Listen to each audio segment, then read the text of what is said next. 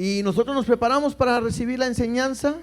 Abran su Biblia directamente, vámonos rápido para poder abarcar.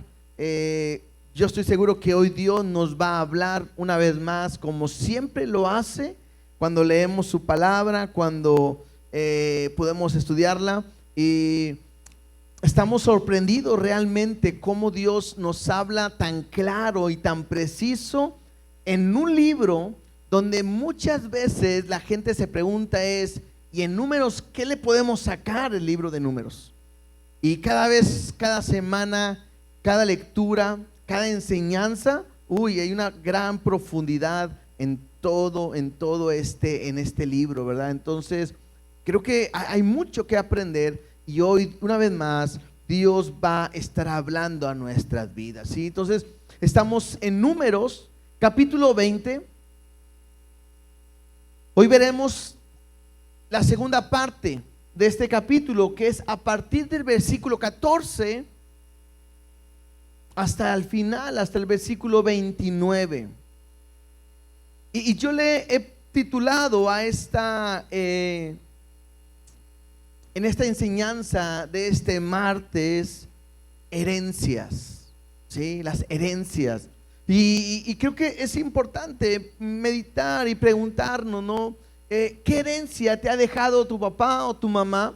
Pero importante, no estoy hablando de una cuestión económica, sino de repente pareciera que nos parecemos tanto a papá o a mamá, ¿no? Siempre jugamos a eso o platicamos, ¿a quién te pareces más, a tu papá o a tu mamá? No, yo creo que en carácter a mi papá, ¿no? Que en carácter a mi mamá, ¿no? A cómo es. Y uno más o menos va viendo a quién se parece. Es bien raro, pero hace tiempo mi papá me decía, no sé, de repente hago cosas y pareciera que yo soy tu abuelito. Y yo le decía, ay, no sé, no lo entiendo, ¿verdad? Bueno, ya llegué a esa etapa, ¿no?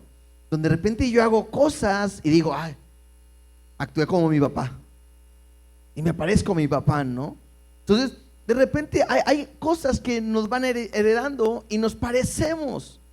Y cuando vemos a nuestros hijos, creo que pasa de la igual, ¿no? Creo que, bueno, él se parece más a mí, no, él se parece más a mi esposa. Y a veces decimos, no, él abuelió, ¿verdad?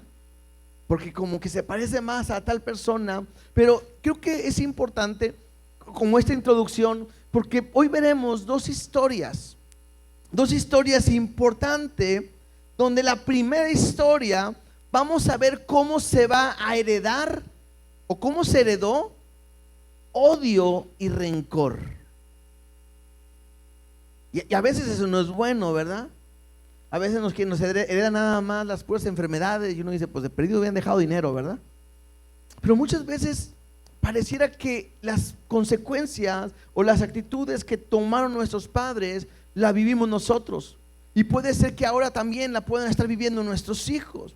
Y la otra historia, veremos que se hereda bendición y un ministerio.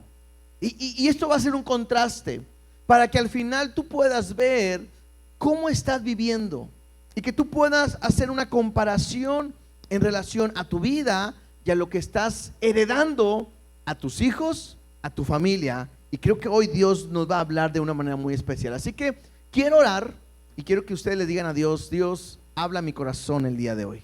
Lo que tengas que decírmelo, bueno, a eso vine. No me quiero ir sin que tú no hables a mi corazón. ¿Oramos? Te damos gracias, Dios, porque eres bueno y porque eres fiel. Te damos gracias porque nos permite estar juntos estudiando tu palabra, meditando en ella y entendiendo lo que tú nos quieres enseñar en esta hora. Hemos cantado, te hemos adorado, hemos incluso ofrendado con nuestro corazón nuestra gratitud, pero ahora queremos que tú hables a nuestras vidas y queremos, Señor, ser transformados a través de ella. No quiero salir sin escuchar tu palabra. No quiero salir de este lugar sin que tú ministres en nuestras vidas. Háblanos, enséñanos y haz tu voluntad en nosotros. Te lo rogamos y te lo pedimos en el nombre de Cristo Jesús. Amén y amén. Números capítulo 20, versículo 14, dice de esta manera: envió Moisés embajadores al rey de Edom desde Cades, diciendo: así dice Israel tu hermano, tú has sabido todo el trabajo que nos ha venido, cómo nuestros padres descendieron a Egipto y estuvieron en Egipto largo tiempo, y los egipcios nos maltrataron y a nuestros padres, y clamamos a Jehová, el cual oyó nuestra voz y envió un ángel y nos sacó de Egipto. Y he aquí, estamos en Cades, ciudad cercana a tus fronteras. Estamos viendo a Moisés que está enviando unos embajadores al rey de Edom. Y cuando empieza a hablar o a darle el informe, pareciera que hay una hermandad o una amistad con el rey de Edom, porque le dice, se expresa como Israel tu hermano. También le dice nuestros padres. Entonces pareciera que hay algo familiar entre el pueblo de Israel y el pueblo de Edom. ¿Alguien sabe de dónde viene este pueblo de Edom o qué significa Edom? Por 10 puntos, ¿verdad? Al examen. Edom es conocido como Esaú. Ahorita lo vamos a ver un poquito más y vamos a entender esto. Israel, ¿cómo se llamaba Israel? Jacob. ¿Se acuerdan la historia de Jacob y Esaú? Bueno, son precisamente estas dos personas. Y por eso Moisés le manda embajadores y le dice, tu hermano Israel ha pasado por esto. Y le empieza a contar como si fuera una historia para hacerle una petición. Le dice, tu hermano fuimos a Egipto y en Egipto pasamos un largo tiempo. Ahí fuimos esclavizados y entonces clamamos a Jehová y Jehová nos ha librado y nos ha traído a una tierra, y entonces dice, estamos ahora en tu frontera. Estamos a la orilla de tu frontera y hay una petición que le va a hacer. Versículo 17. Te rogamos que pasemos por tu tierra. No pasaremos por labranza, ni por viña, ni beberemos agua de pozos, ni por el camino real iremos, sino sin apartarnos a diestra ni a siniestra, hasta que hayamos pasado tu territorio.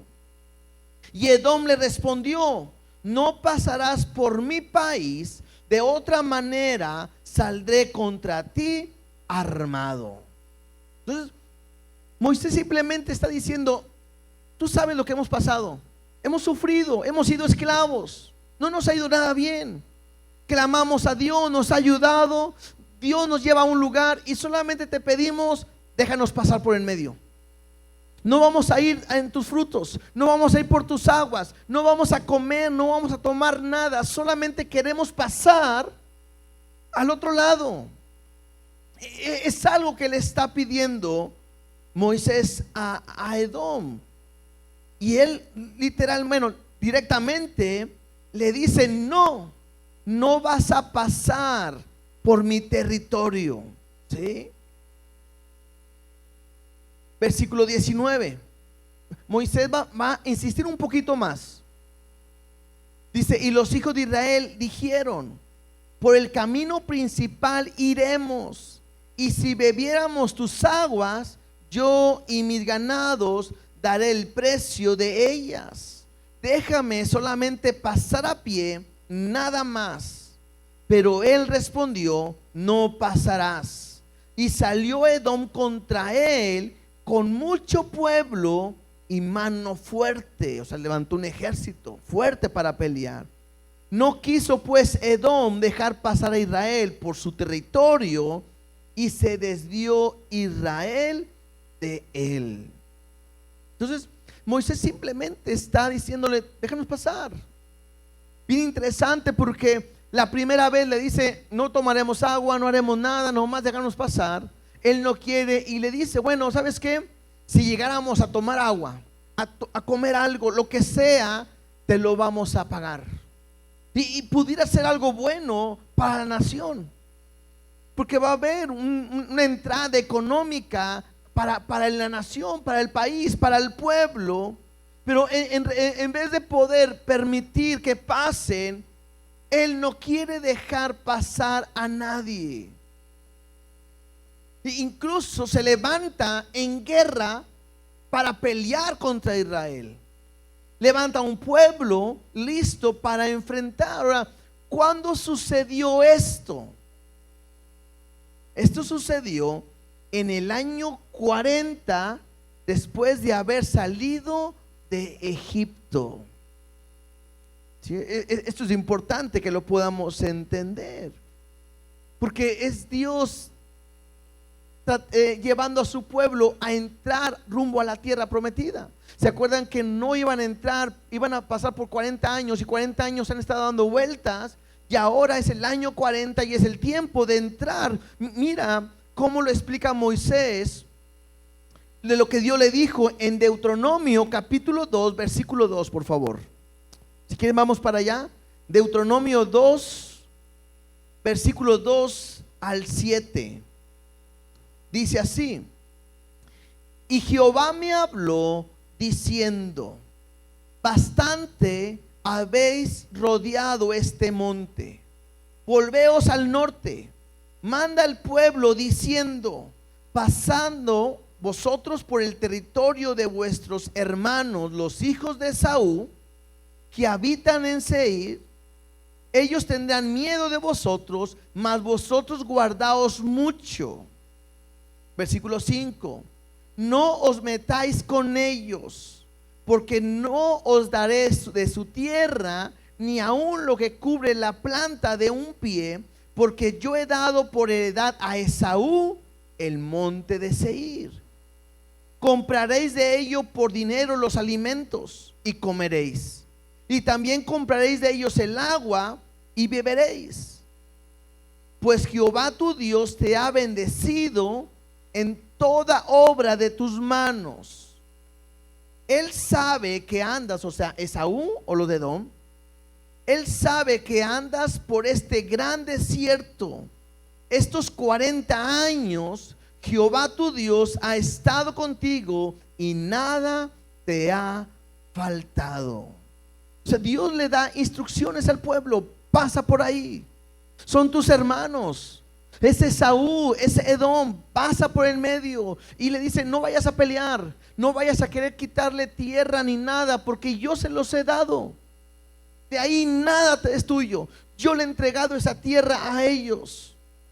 Y si llegas a pasar, si comes, págale. Si bebes, págale, para que ellos vean cómo Dios te ha bendecido. Y no solamente eso, sino que Dios le dice: Esaú sabe, o ellos saben, cómo has estado por 40 años en el desierto. Entonces, aunque Moisés va con Edom, el problema es que Edom no quiere dejarlos pasar. Y la pregunta se entra aquí ahora es: ¿y por qué Edom o Esaú no quiso dejar pasar al pueblo? Bueno, vámonos más atrás. Haremos un recorrido un poquito por la vida del pueblo desde Jacob y de Esaú. Todo empieza en Génesis capítulo 25. Si quieren, vamos para allá. Dejamos separado Números. Vamos a Génesis capítulo 25 y nos habla la historia de estos dos hombres, de estas dos naciones, que es Israel y es Edom, que es Jacob y es Esaú.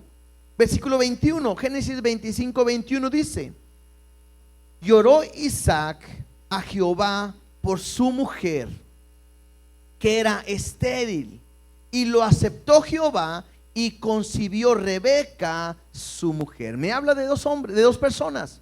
Uno es Isaac y su esposa se llama Rebeca. La historia me dice que Rebeca es estéril, no pueden tener hijos. Y empieza, Isaac ora a Jehová, y Dios le concede que Rebeca quede encinta, haya concebido. Versículo 22. Y los hijos luchaban dentro de ella.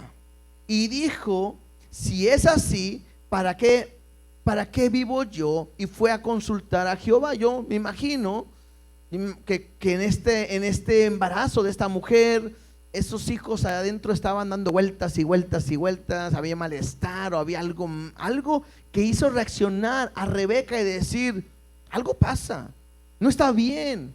Va a consultar a Dios y mira lo que Dios le dice. Verso 23.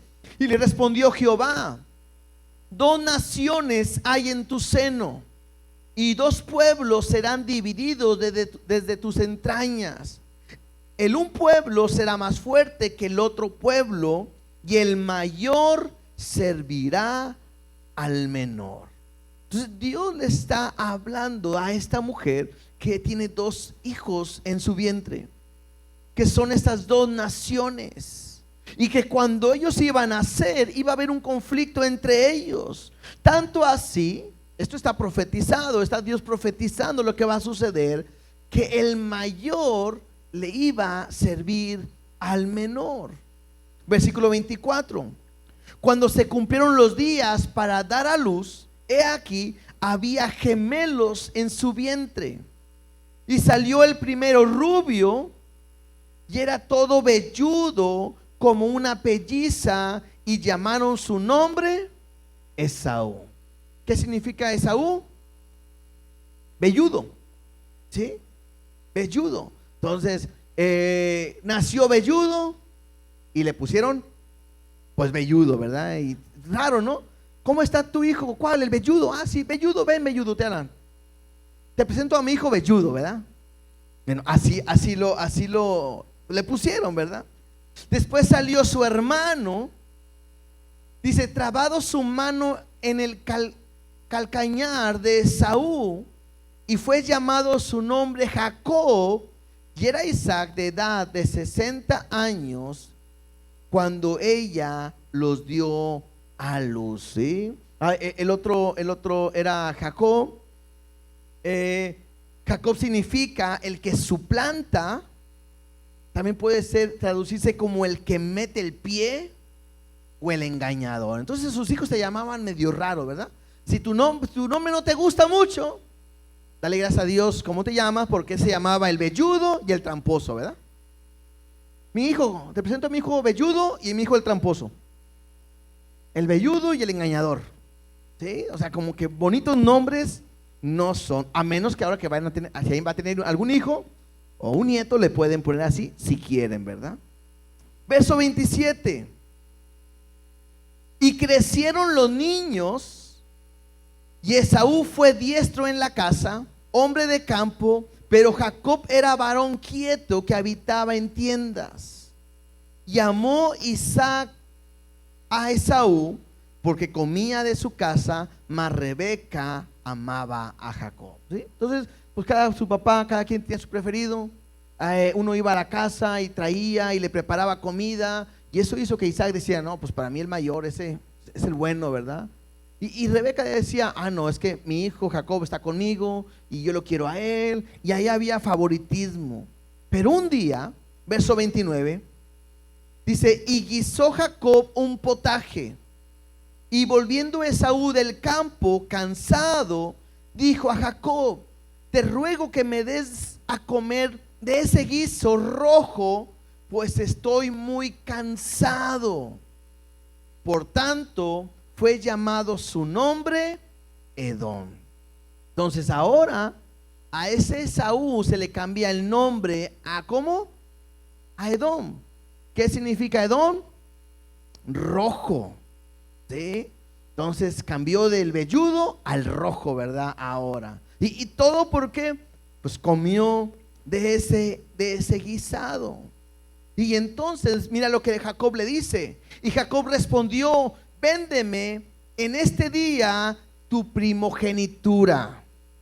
Para nosotros quizás esto no tiene mucho sentido, pero en aquel tiempo la primogenitura era algo muy importante, porque el primogénito recibía el doble de su herencia.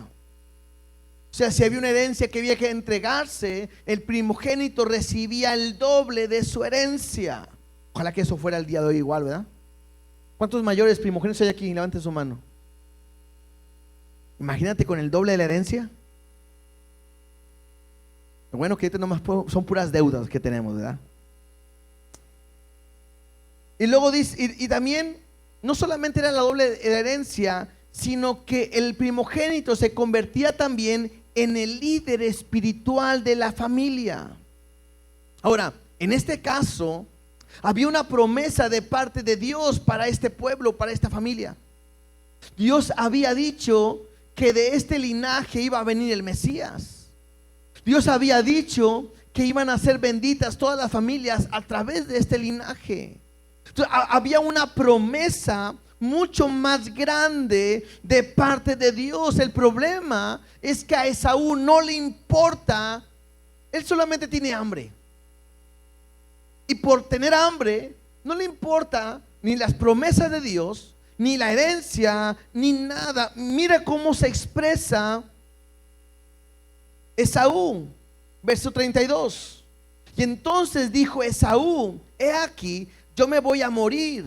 ¿Para qué pues me servirá la primogenitura? O sea, vine sin nada, me voy a ir sin nada.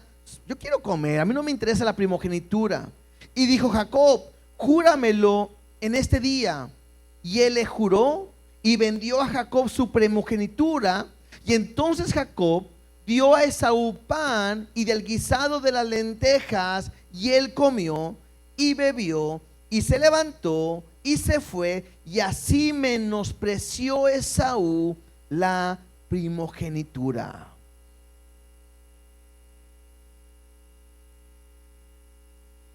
El hecho de que Esaú haya rechazado o menospreciado, como dice aquí, la primogenitura, en otras palabras se refiere a que Esaú no le importaba a Dios, no le importaba las promesas de Dios, no le importaba lo espiritual. Él solamente estaba enfocado en sí mismo, en lo material, en el día, en el hoy. Hoy quiero comer, hoy quiero vivir, hoy quiero disfrutar, mañana no me importa. Y no estaba enfocado en nada, en Dios. Ellos sabían las promesas de Dios. Ellos sabían lo que Dios había dicho a sus vidas, cuál era el plan para su familia. Y literalmente a Esaú no le importa, no quiere saber nada de Dios, menosprecia todo completamente, lo espiritual, lo que tiene que venir de parte de Dios. Y entonces, ¿qué hace Jacob? Pues él aprovecha la situación y toma la primogenitura. Todo lo que sigue ahora viene en el capítulo 27. Voy a estar diciendo algunas cosas nada más, ustedes lo pueden leer en su casa. Pero llegó un momento donde Isaac envejeció, tanto así que estaba quedándose ciego, ya no podía ver, y él sabía que su vida iba a durar muy poco ya. Y entonces él llama a su hijo Esaú para bendecirlo. Ahora, esto es interesante porque Dios ya le había dicho a Isaac que la bendición iba a venir sobre el menor, y Isaac no está haciendo caso, y a pesar de lo que Dios le ha dicho, él quiere bendecir a su hijo mayor. Entonces manda a traer a su hijo y le dice: yo ya estoy viejo, yo no sé el día de mi muerte, entonces te voy a pedir que tomes tus armas, vayas al campo y que cases algo para mí, y hazme el guisado que a mí me gusta, ese cabrito al pastor como a mí me gusta, o ese guisado que yo quiero, perdón, tráemelo. Y entonces dice: yo voy a comerlo y te voy a bendecir. Y entonces lo que hace Esaú, agarra sus cosas y se va al campo. El problema es que Esaú no sabe que Rebeca está escuchando lo que su esposo Isaac le está hablando a Esaú. Y entonces manda llamar a su hijo Jacob y le dice, le cuenta lo que acaba de escuchar que su padre le dijo a Esaú, su hermano. ¿Sí? Y entonces le dice: ve ahora al ganado y tráeme de ahí 2 buenos cabritos de las cabras, y haré una vianda, haré comida para tu padre. Es Rebeca haciendo todo un plan para que su hijo recibiera la bendición. Empieza a decirle Jacob: va a ser muy difícil, porque aunque mi padre no me puede ver, pues va a querer tocar o oler mi voz, va a saber que no soy yo y va a caer maldición. Y ella le dice: no te preocupes, que esa maldición caiga sobre mí. Y le traen los animales, empieza a hacer la comida. Después, con la piel de los animales se la pone a Jacob, ¿sí? Y cubrió sus manos y la parte del cuello donde no tenía vello con las pieles del cabrito. Imagínate cómo estaba de velludo, el velludo, ¿verdad? Para que tuvieron que ponerle piel y que pudieran darse cuenta de que, pues, que era él. Y le entrega la comida, y va Jacob con su padre y le entrega la comida, y pregunta a su papá: ¿quién eres? Y Jacob dice: yo soy Esaú. He hecho como me dijiste. Levántate ahora, siéntate, come lo que he cazado para que me bendigas. Y entonces Isaac le dijo: ¿cómo es que hallaste tan pronto, hijo mío, lo que fuiste a cazar? Y aquí mete Jacob a Dios y dice: pues que Dios me ha bendecido. Salí, encontré la casa lo más pronto posible y te lo he traído a ti. Y entonces Isaac le dice a Jacob: a ver, acércate ahora y te palparé, hijo mío, para ver si realmente eres Esaú o no. Y se acerca a él y le tocó, y dice que Jacob decía: pues la voz es de Jacob, pero las manos son de Esaú, y no lo reconoció, ¿sí? Entonces le dijo: bueno, ahora acércate, hijo mío, y comeré lo que has cazado, la comida, para que yo te bendiga. Y se acerca, empieza a comer, a tomar el vino y todo, y bebió. Y entonces de repente al final le dice, todavía Isaac le dice: a ver, acércate ahora y bésame. Y Jacob se acerca para besarlo, y cuando lo besa dice: pues sí, huele. Imagínate cómo olía el velludo, ¿verdad? A chivo. ¿Cuál Tom Ford, ni qué perfume, ni qué nada, verdad? Este era el bueno, y lo huele y dice: pues sí es. El olor es. Y entonces, mira lo que dice en el versículo 27, voy a leerlo. Dice: y Jacob se acercó y le besó, y olió Isaac el olor de sus vestidos, y le bendijo diciendo: mira el olor de mi hijo, ¿verdad? Fue importante el olor, como el olor del campo que Jehová ha bendecido. Dios pues te dé del rocío del cielo y de la grosura de la tierra, y abundancia de trigo y de mosto. Sirvientes, pueblos y naciones se inclinarán a ti. Sé señor de tus hermanos, y se inclinarán ante ti los hijos de tu madre. Malditos los que te maldijeren, y benditos los que te bendijeren. Y aconteció luego que Isaac acabó de bendecir a Jacob, y apenas había salido Jacob delante de Isaac su padre, que Esaú su hermano volvió de cazar. Entonces te puedes imaginar la escena de novela, ¿no?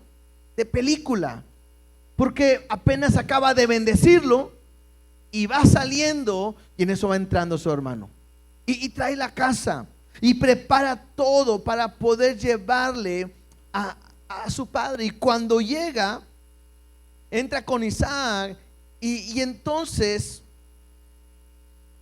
le dice: ¿quién eres tú? Y Isaac le dice: pues yo soy tu hijo, el primogénito, Esaú. Y dice ahí: y se estremeció Isaac grandemente y dijo: ¿quién es el que vino aquí, que trajo casa y me dio, y comí de todo antes que tú vinieses, y lo bendije y será bendito? Verso 34, y Esaú oyó las palabras de su padre y clamó una muy grande y muy amarga exclamación y le dijo: bendíceme también a mí, padre mío. Y él le dijo: vino tu hermano con engaños, pues Jacob, ¿verdad? Y tomó tu bendición.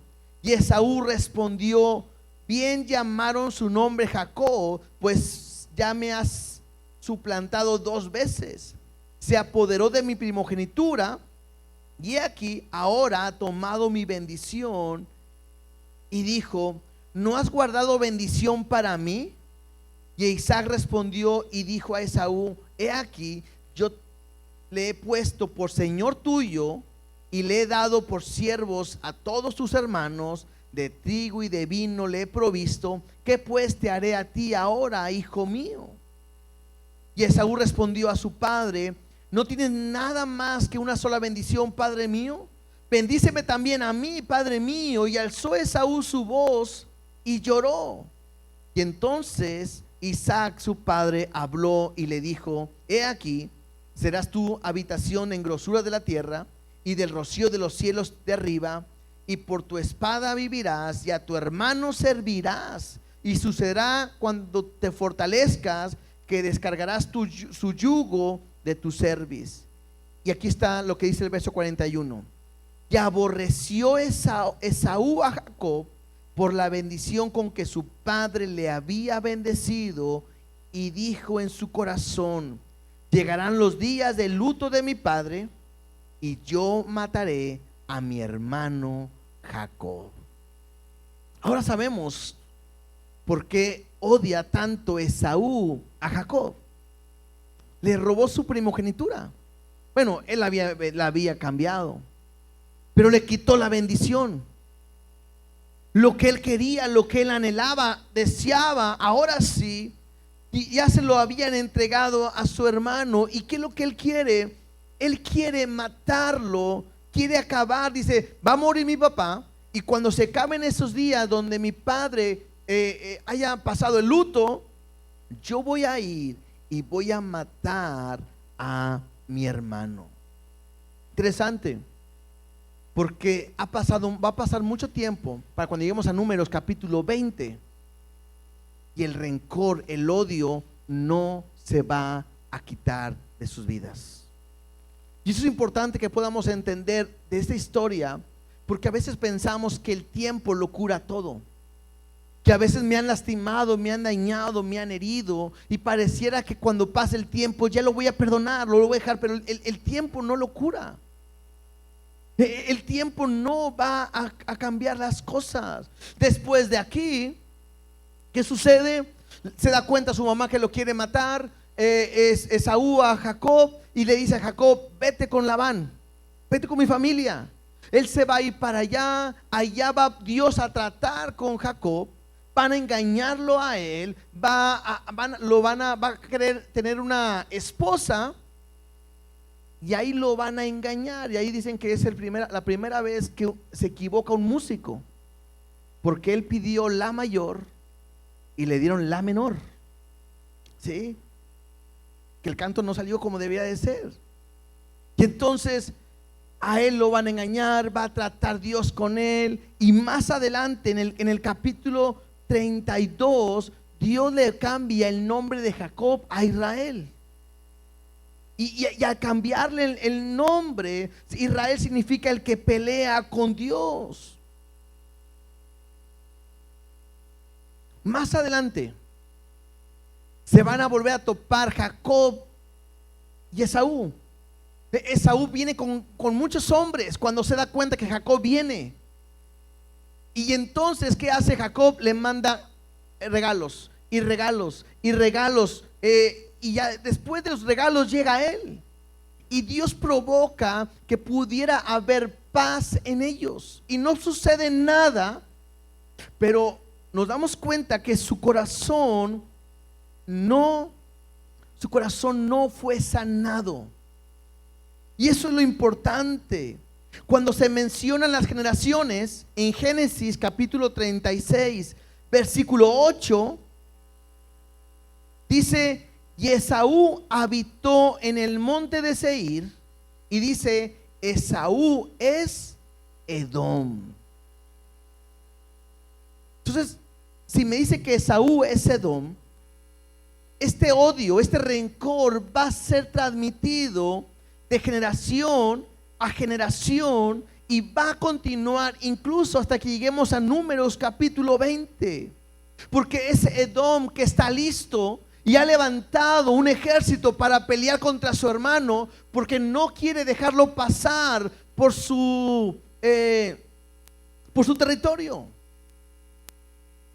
Han pasado más de 450 años de que Jacob le robó la primogenitura a Esaú. Si el tiempo curara todo, ya esto tuviera que haber estado tranquilo y hubiera estado bien, hubiera sido borrado. Pero esto no para aquí, porque el odio va a continuar más adelante. ¿Qué es lo que va a suceder? El pueblo de Israel va a entrar a la tierra prometida. ¿Saben la historia? Se reparten las tierras, viene el tiempo de los jueces, el pueblo pide un rey y Dios levanta a Saúl. Después Saúl viene David. Después de David, ¿quién viene? Salomón. Después de Salomón se viene Jeroboam y Roboam. Se divide el reino en el reino del norte y el reino del sur. Más adelante el pueblo de Israel, de Judá, es llevado cautivo a Babilonia. Y cuando es llevado cautivo por Nabucodonosor, Edom está ahí viendo y ensañándose de lo que le está pasando a Israel. Muchos años más adelante. Mira lo que dice Abdías capítulo 1, por favor. Bueno, es el único libro. Vamos a jugar esgrima, a ver quién encuentra el libro de Abdías, porque es que casi nunca leemos ese libro. Pueden poner Abdías el primer capítulo o Abdías el último capítulo. Es el mismo, nomás tiene uno. Dice así. El primer versículo dice: visión de Abdías, Jehová el Señor ha dicho así en cuanto a Edom. Otra vez, este mensaje o este capítulo está enfocado ¿en quién? En Edom, ¿sí? Versículo 11, vamos al 11. Mira lo que Dios le dice a Edom: el día que estando tú delante, llevaban extraños cautivos su ejército, y extraños entraban por sus puertas y echaban suertes sobre Jerusalén. Tú también eras como uno de ellos. Está hablando en ese momento cuando el pueblo de Israel está siendo cautivo.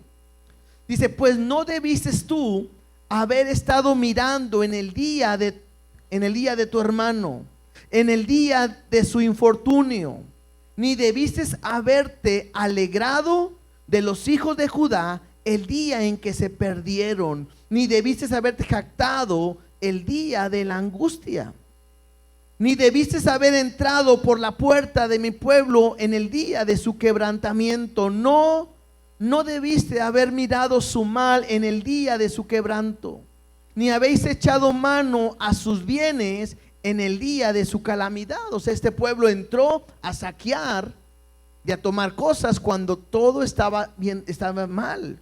Verso 14: tampoco debiste haber parado en las encrucijadas para matar a los que de ellos escapasen. ¿Te das cuenta de lo que Edom estaba haciendo? Estaba viendo cómo estaban siendo cautivos, y si alguien se escapaba, ellos los estaban matando. Ni debiste haber entregado a los que quedaban en el día de angustia. Lo que yo quiero que puedas ver es que todavía muchos años después, este odio va a continuar. Ellos están gozando por la desgracia que está pasando el pueblo. Ellos se están alegrando, están tomando ventaja. Ellos han matado a gente del pueblo de sus hermanos.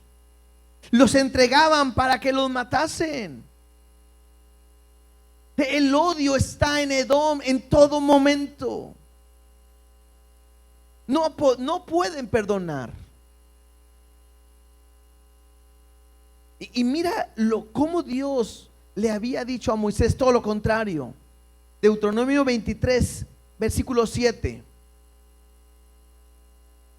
Deuteronomio 23, 7 dice: no aborrecerás al edomita, a los de Edom, porque es tu hermano. O sea, Dios le está diciendo, aunque es tu hermano y se quiere levantar contra ti, no debes de odiarlo, no debes de levantarte con él. Y Moisés así lo hizo.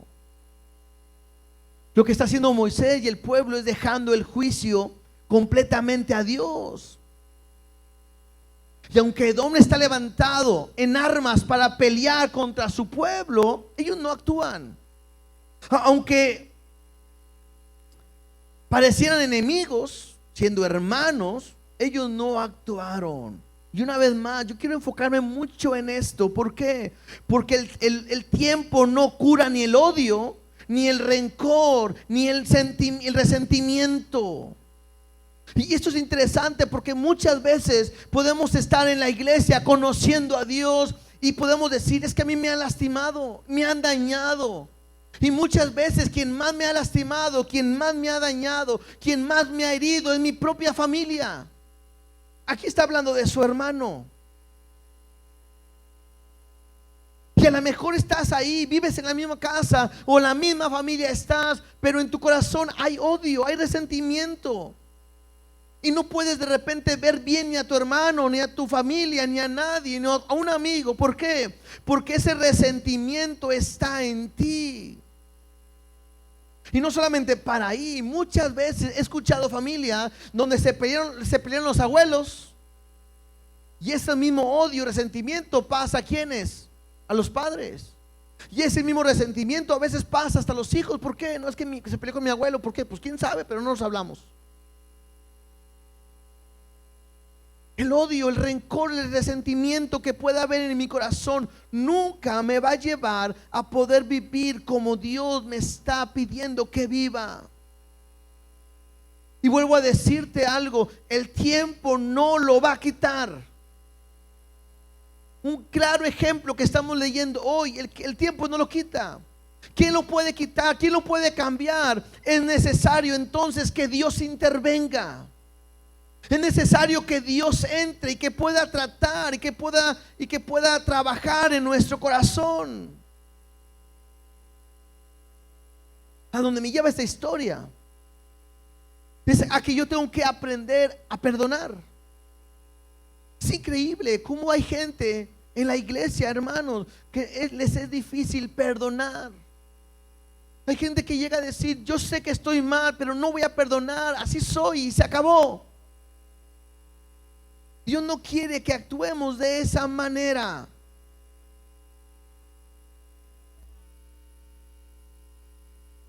Esta historia me lleva a entender que mi corazón tiene que ser transformado y que tengo que amar como Dios a mí me ha amado. Si hay alguien que falla, si hay alguien que se equivoca, si hay alguien que actúa mal, somos nosotros con Dios. Y es increíble cómo sus misericordias son nuevas cada día.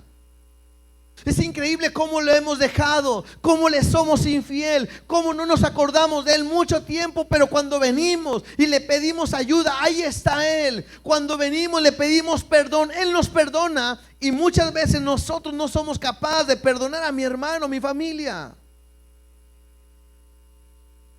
Para poder ser transformados necesitamos nacer de nuevo y permitir que Dios transforme mi vida.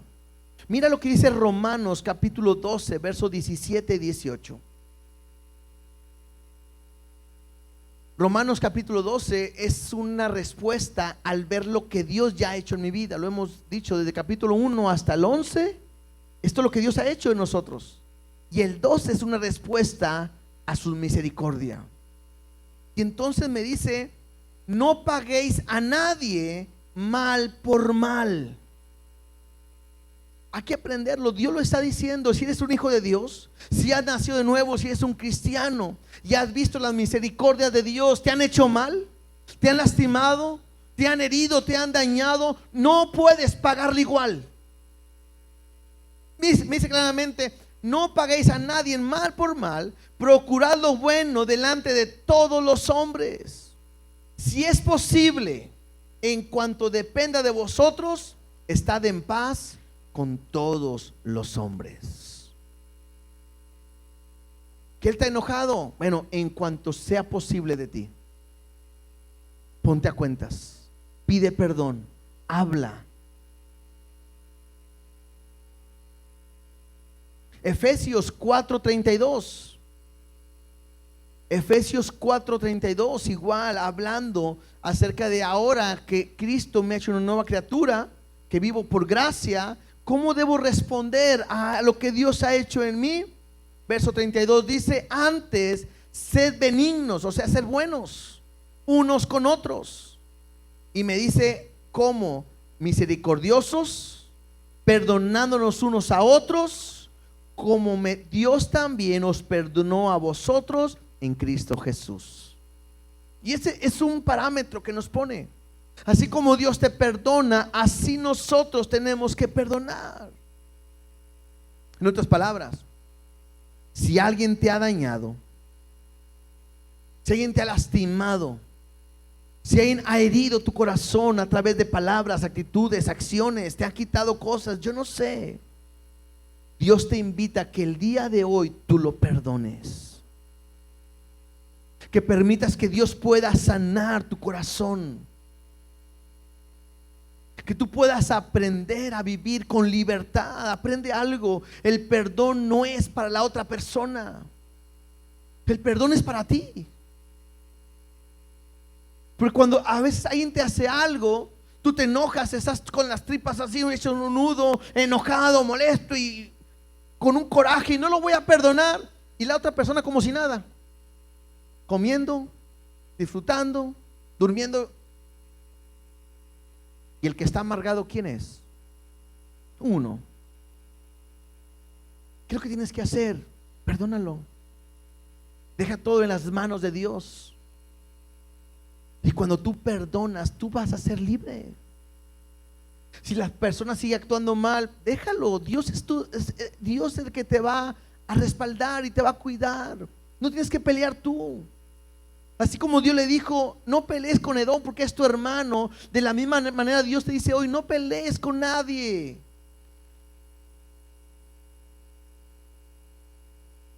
Y quiero ser muy claro en este punto, porque cuando estaba yo estudiando, yo pensaba y sentía decirles: muchas veces quien más nos ha lastimado puede ser la gente de nuestra propia familia. Creo que hay muchas veces que el esposo daña a la esposa en su forma de hablar, de actuar, escudando que es mi carácter, que así soy yo, y que soy el hombre y el que mando, y así tienes que hacerlo.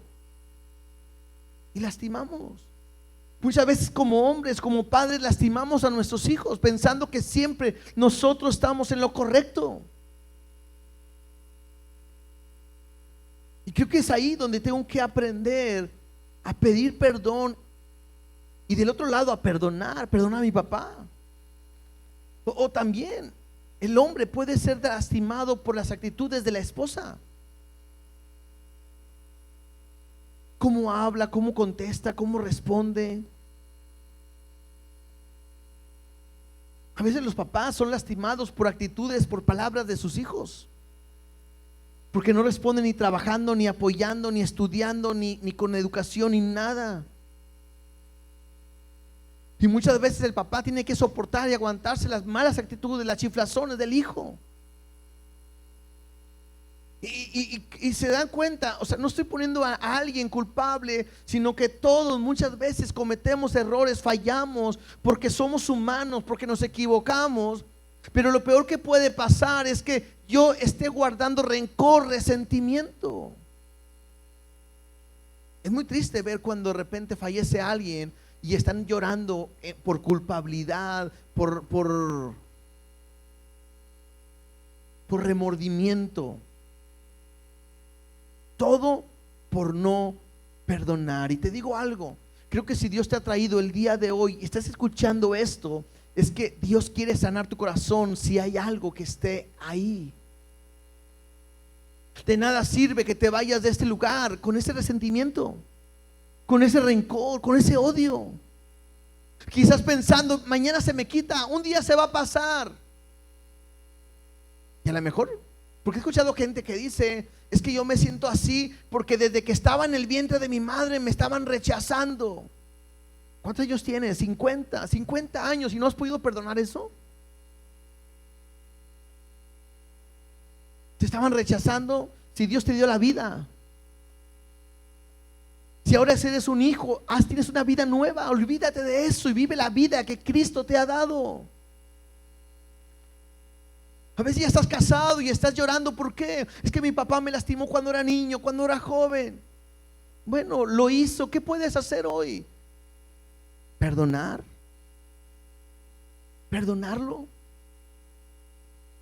Tú también la has lastimado, tú también has dañado. Y lo que Dios quiere hoy es sanar la iglesia, sanar la familia.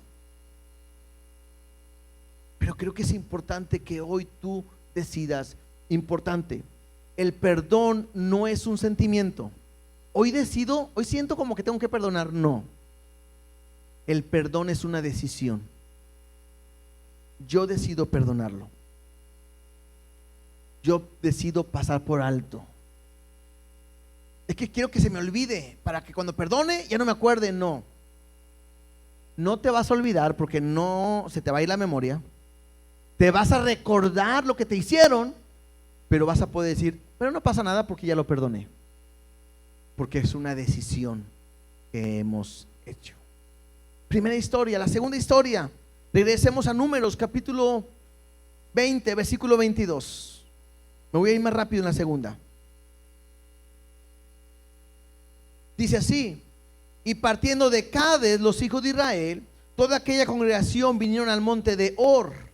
Y Jehová habló a Moisés y a Aarón en el monte de Hor, en la frontera de la tierra de Edom, diciendo: Aarón será reunido a su pueblo, pues no entrará en la tierra que yo di a los hijos de Israel, por cuanto fuiste rebelde a mi mandamiento en las aguas de la rencilla. Toma a Aarón y a Eleazar su hijo, y hazlo subir al monte de Hor, y desnuda a Aarón de sus vestiduras, y viste con ellas a Eleazar su hijo, porque Aarón se ha reunido a su pueblo, y allí morirá. Y Moisés hizo como Jehová le mandó, y subieron al monte de Hor a la vista de toda la congregación. Y Moisés desnudó a Aarón de sus vestiduras, y se las vistió a Eleazar su hijo, y Aarón murió allí en la cumbre del monte, y Moisés y Eleazar descendieron del monte. Interesante esta historia. ¿Te puedes imaginar que Dios te diga, te vas a morir? ¿Qué harías? ¿Qué harías? Porque yo veo a Aarón tranquilo, en paz, sabiendo que va a morir. Dios le dice a Moisés, vamos a entrar a la tierra prometida.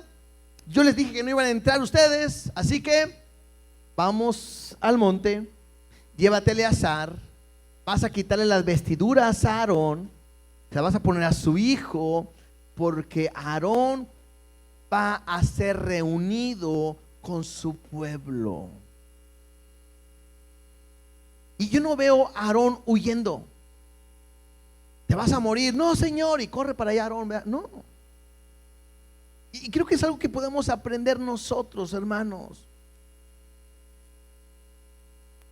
La muerte para nosotros tiene que ser una bendición, aunque no se ve de esa manera.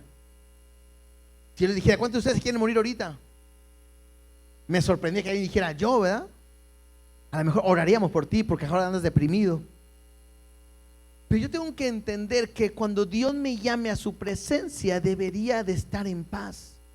Me encanta que dice, porque Aarón se ha reunido a su pueblo.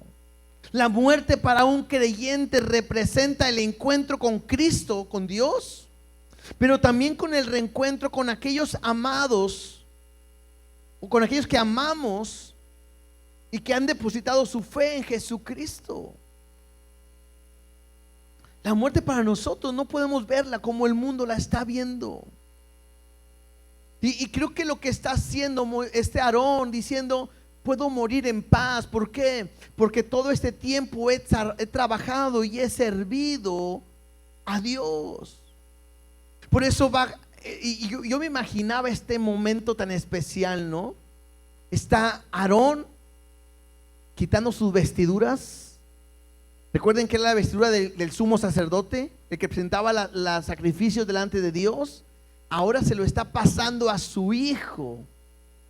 Y él está yendo a la presencia de Dios, muriendo en paz, porque ha cumplido su servicio, porque ha cumplido lo que Dios le ha llamado. Y lo que va a hacer ahora Eleazar es continuar con el llamado que Dios le ha dado a su padre, a su pueblo, a su familia y a todo ese linaje. Y dice el versículo 29, y viendo toda la congregación que Aarón había muerto, le hicieron duelo por 30 días toda la familia de Israel. Aarón era un hombre importante, un hombre que era amado, respetado, aunque muchas veces se levantaron contra ellos. Normalmente se hacía un duelo de 7 días, pero a él le hicieron un duelo de 30 días. Un momento muy especial. ¿Y qué puedo aprender de esto? Cómo Aarón está transmitiendo bendición y ministerio a su hijo. Y creo que eso es la manera en que nosotros deberíamos de prepararnos para el día que Dios nos llame a su presencia y vayamos a morir. Nosotros podamos darle a nuestros hijos esa guianza, esa línea de la bendición que Dios ha hecho sobre nosotros. Mira, leamos tantito lo último que vamos a leer, Salmo 78 versículo 1. Creo que es un buen capítulo para que lo puedas leer en tu casa. Vamos a leer solamente unos versículos, pero creo que podemos aprender de lo que Dios nos pide que hagamos. Salmo 78:1 dice: escucha, pueblo mío, mi ley, inclina vuestro oído a las palabras de mi boca. Abriré mi boca en proverbios, hablaré cosas escondidas desde tiempos antiguos, las cuales hemos oído y entendido, que nuestros padres no las contaron. Entonces, hablando de cosas que han recibido, ocultas y todo, que sus padres les han contado. Mira lo que Dios nos pide y les pide a su pueblo: no las encubriremos a sus hijos, contando a la generación venidera las alabanzas de Jehová y su potencia y las maravillas que hizo. Él estableció testimonio en Jacob y puso ley en Israel, la cual mandó a nuestros padres que la notificasen a sus hijos, para que lo sepa la generación venidera y los hijos que nacerán y los que se levantarán lo cuenten a sus hijos. O sea, lo que Dios está diciendo es que lo que Él ha hecho, lo que Él ha hablado, es necesario que nosotros como padres se las contemos. ¿A quiénes?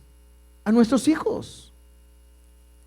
Nosotros somos responsables de hablar de lo que Dios ha hecho para que ellos se lo cuenten a sus hijos y a los hijos de sus hijos. Y hay un propósito, hay un fin, versículo 7. A fin de que pongan a Dios, a fin de que pongan en Dios su confianza y no se olviden de las obras de Dios, que guarden sus mandamientos. Hermanos, la mejor herencia que nosotros le podemos dejar a nuestros hijos es enseñarlos a que ellos puedan aprender a poner su confianza completamente en Dios.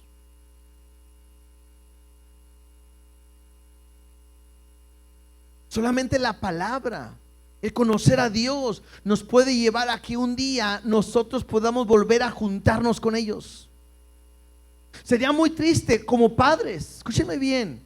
Estamos en la iglesia, conocemos a Dios, buscamos a Dios y un día estaremos en su presencia, y sería muy triste que por no enseñarle a mi hijo, por no guiar a mi hijo, el día en que yo esté en la presencia de Dios y que mi hijo llegue a faltar, mi hijo esté en el infierno separado de Dios y yo pueda estar con Dios en todo momento, y siendo responsable de que nunca le enseñé a mi hijo cómo buscar a Dios, cómo amar a Dios y cómo servirle.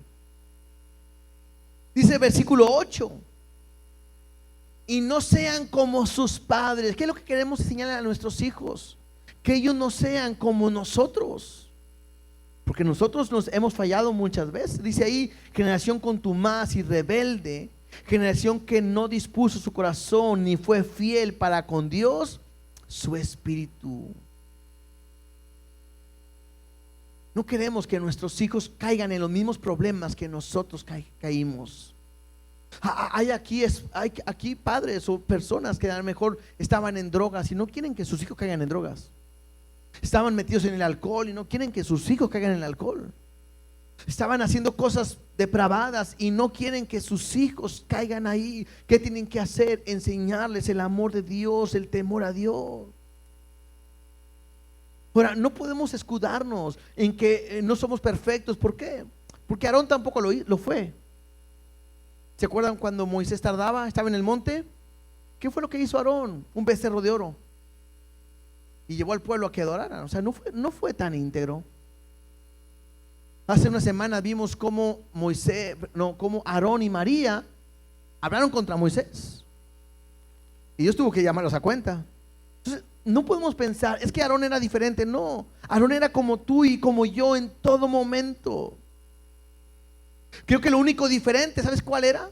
Que Aarón constantemente estaba presentando sacrificios por el perdón de pecados por el pueblo, y él tenía que santificarse para estar bien delante de Dios. Lo que tengo que hacer el día de hoy, aunque he fallado, aunque he cometido errores, aunque no he sido el mejor papá del mundo, es ir a Dios a través de Cristo para pedir perdón por mis pecados, pedir perdón por mis fallas, por lo que yo he hecho mal con mi familia, y permitir que Dios pueda levantarme como un líder espiritual para que mi familia ahora puedan conocer a Dios. Eso es lo que tenemos que hacer. Jesús ha hecho su obra para que yo pueda estar en paz con Dios, para poder tener una relación diaria con Dios. Y esto creo que es para los papás y bueno, también al final los jóvenes. Tienes que tener una relación con Dios diaria para enseñarle a tus hijos cómo amar a Dios. Tienes que aprender a servir y amar a Dios para que tus hijos aprendan cómo se sirve y cómo se ama a Dios. No podemos además decirle, quiero que sirvas a Dios. No, que te vean. Que el día que tú faltes, ellos puedan decir, ay, si algo me recuerdo es cómo mi papá oraba, cómo mi mamá leía la Biblia, cómo servían en la iglesia, cómo dejaban todo por Dios. Mis respetos, eran unos hombres realmente de Dios. Tienes que enseñar a tus hijos a cómo se ofrenda, cómo se diezma, que puedan aprender que ahí está la bendición para su casa. Que el ofrendar y el diezmar no es hacerte pobre, no es que te quiten dinero, es entender que cuando tú lo das, Dios te va a bendecir grandemente. Y creo que algo importantísimo, como padres, tenemos que enseñar a nuestros hijos a confiar y a depender de Dios completamente. Que aprendan que cuando las cosas están difíciles, solamente podemos ir a Dios y Él es nuestro ayudador. Nadie es como Él. Pero esto se enseña. pero se enseña con el ejemplo. La Biblia me dice: instruye al niño en su camino, y aun cuando fuere viejo no se apartará de él. Y lo que está hablando es de un padre que agarra de la mano a su hijo y le enseña cómo se hacen las cosas. Como cuando agarrabas la mano de tu hijo y te dice: mira, vamos a cruzar la calle y vas a pararte y vas a voltear para allá y vas a voltear para acá. Si viene un carro, te esperas. Si no viene un carro, entonces vamos a pasar. Y lo enseñas. Eso es instruir. Hay dos maneras de que tú puedes dejar herencia a tu familia. O le dejas odio, rencor, resentimiento. Increíble, ¿no? Familias que nomás muere el papá y la mamá y los hermanos nunca más se vuelven a juntar. Y lo peor, que todos conocen de Dios. Wow. Porque nunca fueron capaces de sanar su corazón, rencor, odio, resentimiento. Puedes dejar una herencia en tus hijos de que cuando tú faltes, tus hijos se metan más con Dios, busquen más a Dios, sirvan a Dios y sean un ejemplo porque lo vieron en ti. Tú decides qué tipo de herencia quieres dejar.